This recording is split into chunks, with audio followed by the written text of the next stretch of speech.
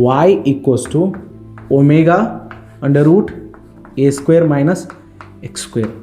But ನಾವು practice ಮಾಡೋದ್ರಿಂದ ಇದನ್ನು ನೆನಪಿಟ್ಕೋಬೋದು. ಯಾವಾಗೂ ಈ ಈಕ್ವೇಷನ್ ಬಂದು ತಿಳ್ಕೊರಿ ಏನು ಮಾಡಿರಿ, ಫಸ್ಟ್ ಒಮೆಗಾನ ಈ ಕಡೆ ಡಿವೈಡ್ ಕೊಡ್ರಿ.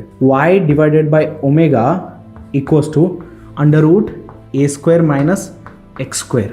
ಇಲ್ಲಿ ಏನು ಮಾಡ್ಬೋದು ನೀವು, ಎರಡು ಕಡೆ ಸ್ಕ್ವೇರಿಂಗ್ ಮಾಡಿರಿ. ಫಸ್ಟ್ ಎರಡು ಕಡೆ ಏನು ಮಾಡಿರಿ, ಸ್ಕ್ವೇರ್ ಮಾಡಿರಿ. ಸೊ ಏನಾಯ್ತದ, y square divided by omega square equals to A square minus X square. ಇನ್ನು ಎಕ್ಸ್ ಸ್ಕ್ವೇರ್ ಅನ್ನ ಈ ಕಡೆ ತೊಗೊಂಡ್ಬರ್ರಿ. ನೋಡ್ರಿ ವಾಯ್ದ ಮ್ಯಾಕ್ಸಿಮಮ್ ಪವರ್ 2, ಎಕ್ಸ್ದ ಮ್ಯಾಕ್ಸಿಮಮ್ ಪವರ್ 2.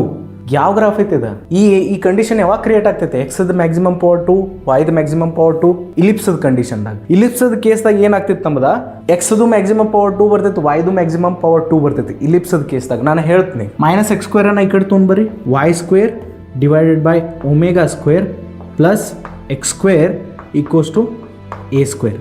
ಎರಡು ಕಡೆ 1/.